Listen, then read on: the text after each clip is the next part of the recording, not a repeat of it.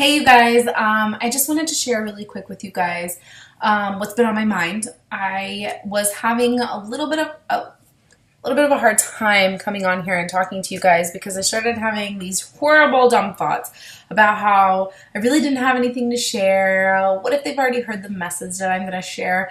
And then I stepped back for a moment and realized, these are not my thoughts. These are Satan's thoughts because he's scared. And a lot of times we just need to step back and analyze our thoughts and say, okay, where are they coming from? Who are they coming from? Why are they coming? What's the reason for them? And we'll find out that it's just an attack and it's stupid and it's not true. And so that's what I did, and I realized he's scared that I do have a message to share with everyone, and he's scared that it will help someone. And it brings me back to me and where I was 7, 8 years ago when I first started hearing this message and where it's brought me. And had I not heard this message, I would have stayed the same and not realized what I had inside of me, how I was as bold as a lion. I have the thought of David in mind. And I don't mean David and Goliath, the typical story that everybody knows about how David beat Goliath. I want to talk about before David beat Goliath. Let me tell you this. First of all, David, when he went to beat Goliath, he had qualified himself. We see him say, I beat a lion and a bear. So he had said, okay, I beat a lion and a bear, so I'm qualified to do this. And people laughed at him. But he didn't care. He knew he was qualified because he had beat a lion and a bear and killed them with his bare hands to take care of his sheep. But he had done that where no one was looking, so no one actually had seen this happen, but he knew what he had done. And, I was describing it to my kids. I can imagine David just sitting there on a fence, just talking to God.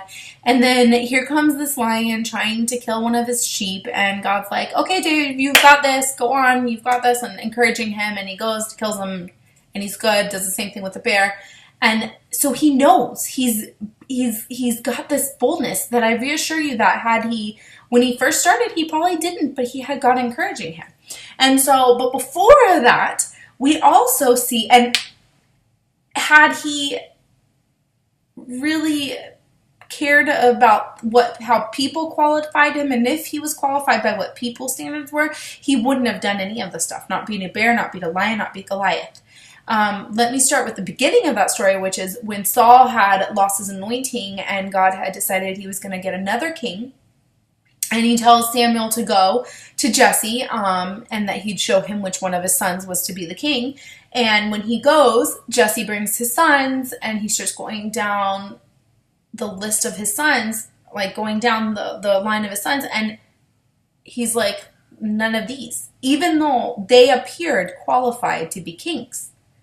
But he was like, no, it's none of these. Do you have any other children? And Jesse's like, oh yeah, I have a son that's a shepherd. He's out with the sheep right now, but he went and called him and everything.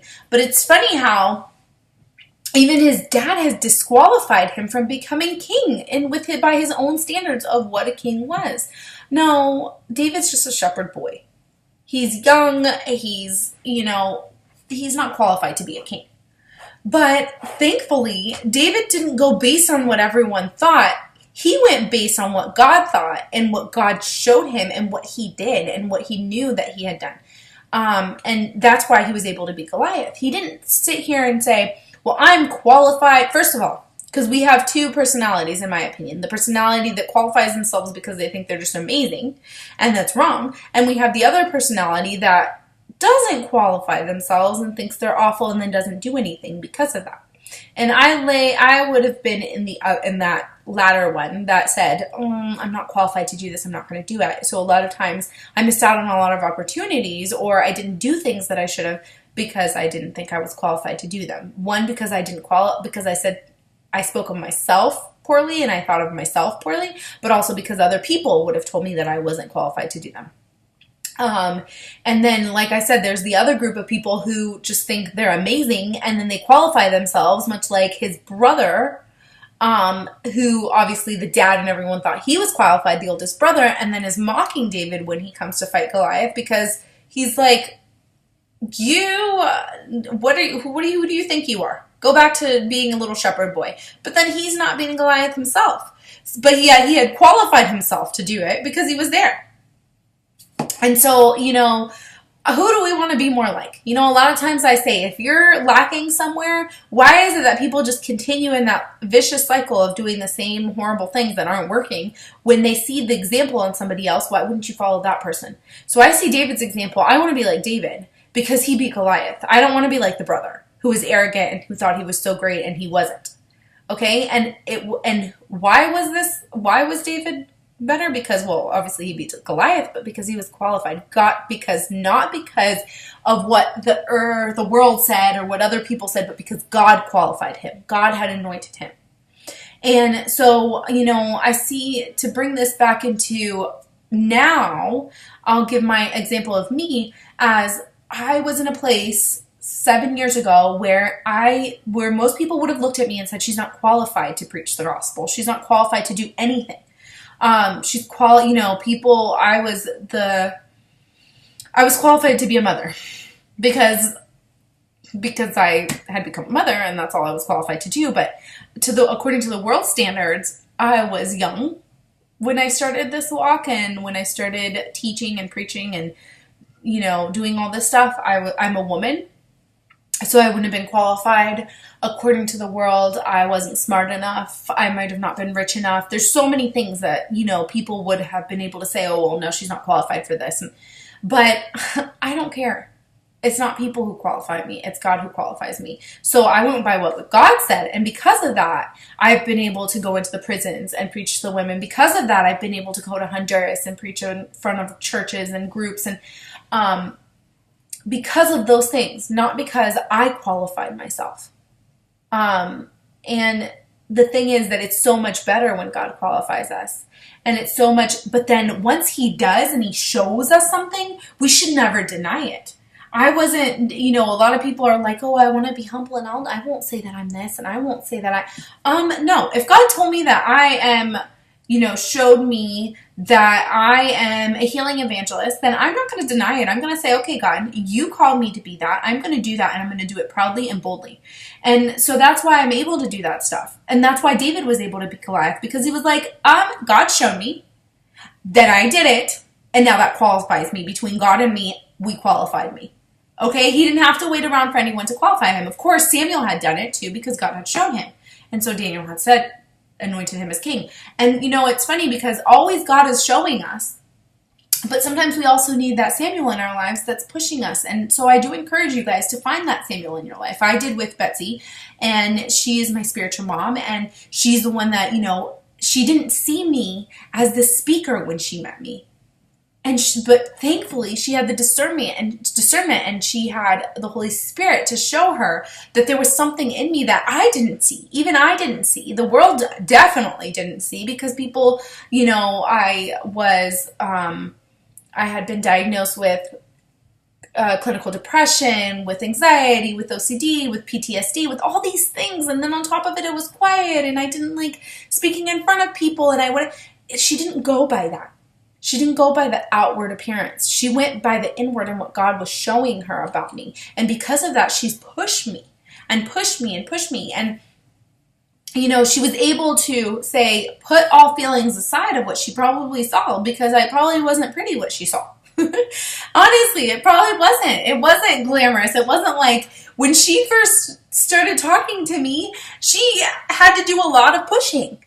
But you know what, you guys? She knew what God had shown her was true, just like Samuel knew that about David, and she didn't doubt God. She didn't doubt God, no matter what she saw. So, and it's, this isn't going to be easy. This isn't to say just because you've been qualified, it's going to be a walk on the park. It wasn't a walk on the park. Do you think defeating a lion and a bear is a walk on the park? And sometimes they look, because to us right now, if you told me to go defeat a lion, that looks like a Goliath. Are you kidding me? I can imagine what Goliath looked like and what he was like. For David to think that beating a lion and a bear was a lot easier than beating Goliath. But really, you guys, I remember when I first started ministry and Betsy said, you're going to lead house church. First of all, I did not myself at first feel that qualified. And so she had to do some pushing there.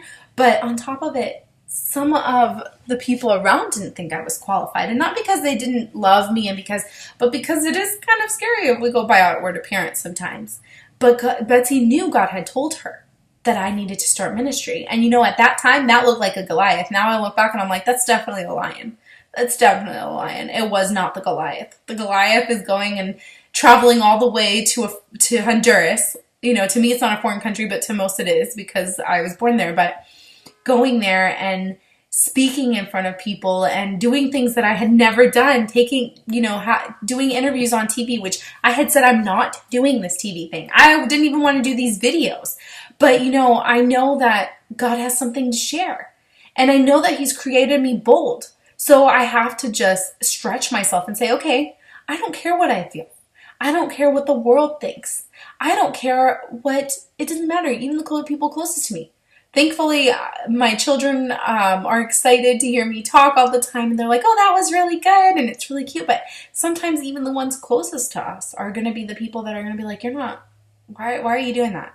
You're not capable of that. And you guys, this isn't just for ministry in the sense of fivefold ministry, because ministry starts the moment we are born again. Ministry starts at that very moment that you're born again. We're called to be disciples. It doesn't matter if it's just doing, being a businessman or being a pastor or being an evangelist or being this. It's all the same. It's ministry.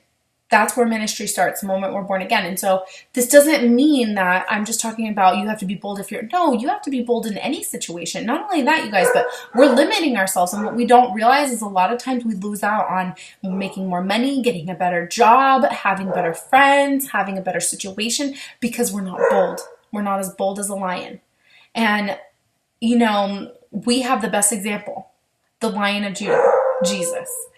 And we need to be bold like Him.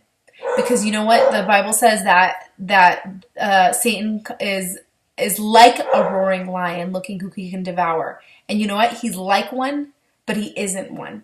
And we don't need to be scared about him. We don't need to be scared of him. We don't need to be scared of what he can do because he can't do anything. And the thing is, if we're bold like that, we can take him on and be like, no, I'm not scared. So you know what? When I was like, okay, I'm going to make the video, it wasn't something that I was scared of. It was just something that I was like, I don't know if it. But once I realized it was Satan trying to cause me to be like, feel that way, I was like, oh no, you just wait, Satan. I am sharing this message. So you guys, I hope this is an encouragement to you guys. I encourage you guys to find people that will encourage you to be as bold as a lion. I encourage you guys to find out what your identity is, what your true identity is, what God has created you to be, and not be scared. That even, and you guys, it's not, a lot of times we think, oh, we already, if you told me 7 years ago that I would be doing what I'm doing right now, just this video even, but on top of it, all the other things I'm doing, I would have told you, you are crazy. That's not me. I'm a mom that sits at home taking care of her kids, that, this is my job. I'm never going to do something like that. I could never speak in front of people. But now people had to shut me up, like you probably are wanting to do with this video. Okay, Jesse, we heard it. Shut up. But I'm being serious, you guys. If we might not see what we're going to be doing in 5-10 years, but let me tell you, if you are willing, there's going to be a lot of change and a lot of great things and things you could never, ever imagine. You'll be dreaming a dream, things that only you could dream. Okay, you guys? So be encouraged, and I'll talk to you guys later.